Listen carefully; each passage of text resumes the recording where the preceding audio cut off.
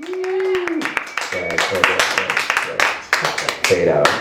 Hello and welcome back to Hampden Tonight. Here at Hampden Tonight, we believe in community. Mr. Phoenix! Mr. Phoenix, sir. Yes, sir.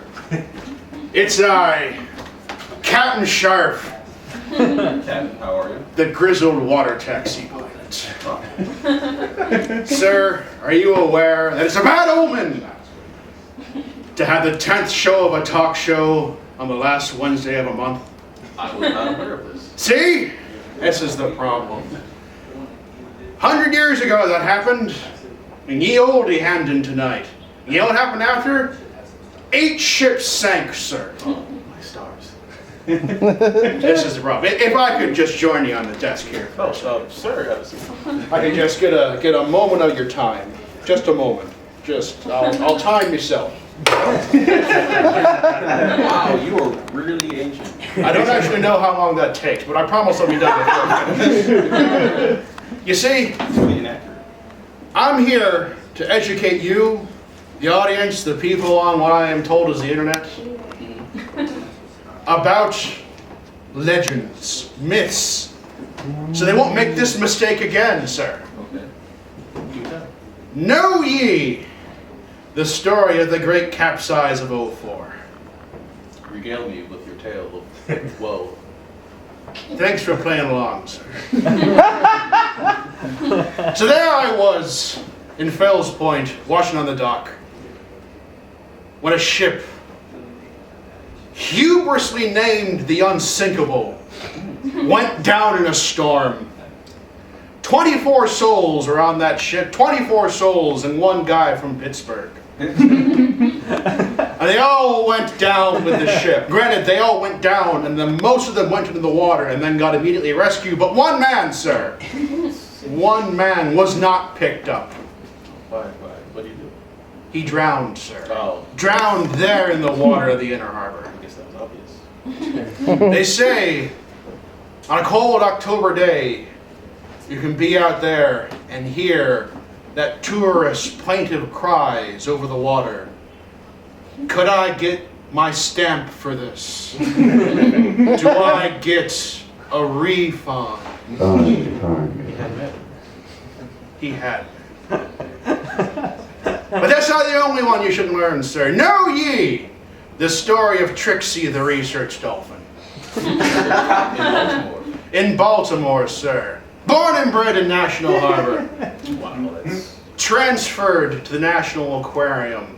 A dolphin transferred over land. Can you imagine the indignity, sir? I can imagine the indignities. Captive like yourself here at this desk. Made to perform tricks for the public.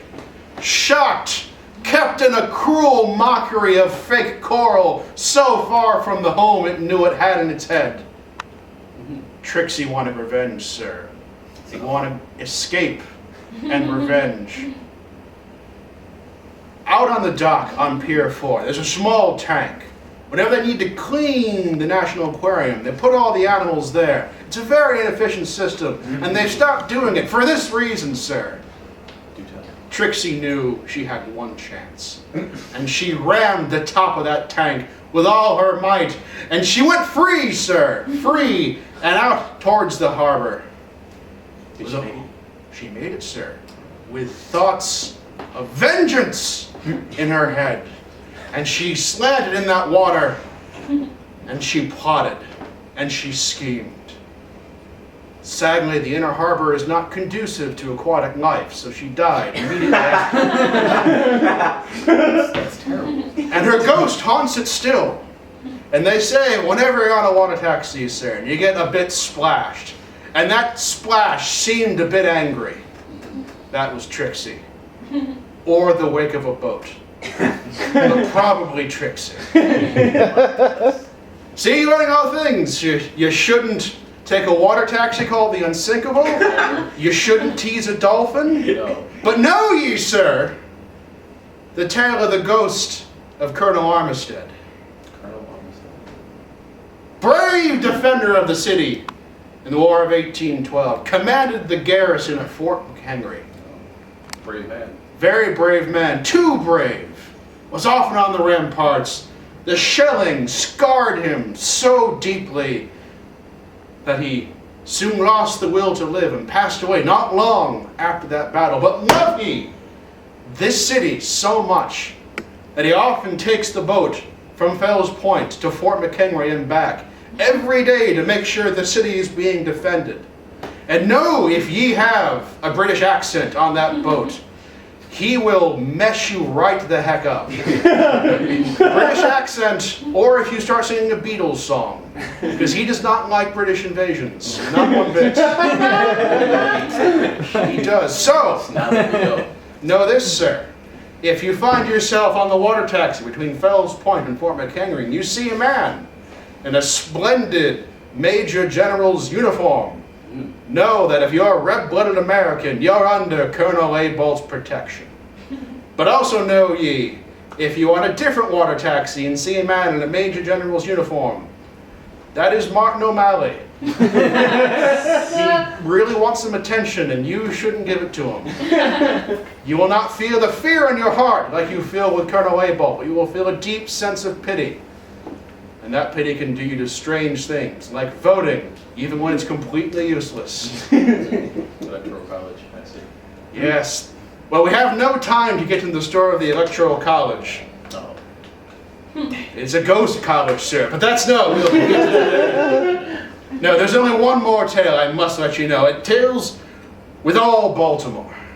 The ghost ships of Baltimore. Yes. Know ye the tale of Marine Dior? Marine Dior. She was a ship, a ghost ship. She sailed into our harbor not but a year ago, scared all the longshoremen at the dock who had never seen a ship before. Longshoremen never seen a ship? Not in Baltimore, no. They don't know what they are. And therefore they assumed it was a ghost ship with a ghostly crew. The crew was actually Indian, but they thought they were ghosts because they'd never seen a crew on a ship before. And they heard the terrifying wails of this ghost crew saying, "Are you going to unload us? We have cargo." Terrifying. You hear that tale up and down the harbor. They say it happens every few months or so. The longshoremen, they just stand there in terror until the ship lifts up its mooring and goes back into the harbor. They should feel relieved after that. They do. They go back to their games of Angry Birds. Gotta kill time when you're longshoring. When you see one of these ghost ships going back under the McHenry, the Key Bridge, you say, if you listen closely, you can hear David Simon singing a mournful hymn about the loss of industry and the newspaper business. That sounds vaguely familiar. It was going to be season 6 of The Wire, but they couldn't afford an underwater camera. Well, sir, now you know these tales. I'm sorry for interrupting you. As you see, I have plenty of time left to go. I think we've all learned something, right? We've all... Have you? You know the tales! Good. Well, I'm going to go find that announcer chap. He seemed like a handsome young first mate. Farewell! Thank you, Captain. Farewell!